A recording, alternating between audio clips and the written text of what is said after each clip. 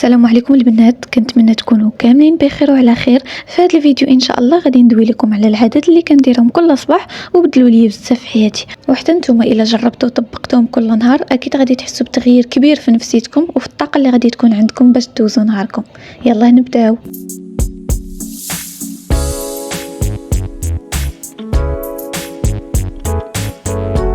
اول حاجه اللي ممكن تبدي بها نهارك هي تفيقي بكري وتصلي الفجر وتقراي شويه ديال القران، حيت داك الوقت صراحه ماشي غير فيه البركه وصافي، داك الوقت كيكون فيه الهدوء، كتكون فيه واحد الراحه اللي ما يمكنش تكون في شي وقت اخر. كيكون كلشي ناعس، ما كاينش اللي يشوش عليك، كاين غير نتي وراسك والله.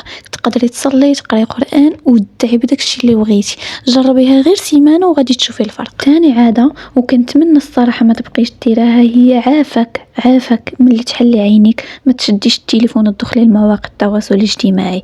كنتمنى ما تبقيش ديريها، حيتاش ممكن غير فيديو واحد يضيع عليك النهار كامل. داكشي علاش اول حاجه كديريها ملي تفيقي خدي 5 دقائق تنفسي فيها، شكري الله على داك النهار الجديد اللي عطاك فيه تكرا، عطاك فرصه جديده باش تعيشي وباش تبني احلام. من بعد حاولي تشربي واحد الكاس الماء دافي معاه شويه ديال الحامض. هذا المشروب كينقي لك المصران قبل ما تفطري، كينقي لك الجسم ديالك من السموم. غير جربوه، هذه نصيحه من تجربتي الشخصيه. من بعد حاولي تدوشي بشي ما دافي، او لا ما قدرتيش تدوشي ديري مثلا غير حركات رياضيه، حيت تيقيني والله العظيم فاش كتبداي صباحك بحركات بسيطه يدوز النهار واعر بزاف، كتعطيك الطاقه، كتولي قادره ديري بزاف د الحوايج. انا ديما فاش كنبدا نهاري بالسبور كنولي عندي واحد الطاقه واحد الجهد، قادره ندير شحال من حاجه. تقدر توصل 12 ديال الليل ونحس راسي مازال باقا عندي الرغبه انني ندير بزاف ديال الحوايج بسبب هذوك الحركات الرياضيه اللي درت في الصباح. داكشي علاش عافاك غير حيدي العكس وجربيها وردي عليا. من بعد خصك توجدي تو ليست ديالك، الا ديجا ما كنتيش موجدها قبل ما وجدهاش في الليل، على الاقل ديريها في هذاك الصباح. ديري 3 ديال المهام اللي ممكن ديرها في هذاك النهار، مهام اللي مهمه اللي ضروري خاصك ديريها، باش هكا عقلك يرتاح ويعرف شنو خاصو يدير في هذاك النهار، ما يبقاش مشوش. عاد من بعد خدي ليا شي فطور صحي، شي فطور اللي يكون متوازن. الا لقيتي كيفاش تقللي من السكر غادي يكون احسن.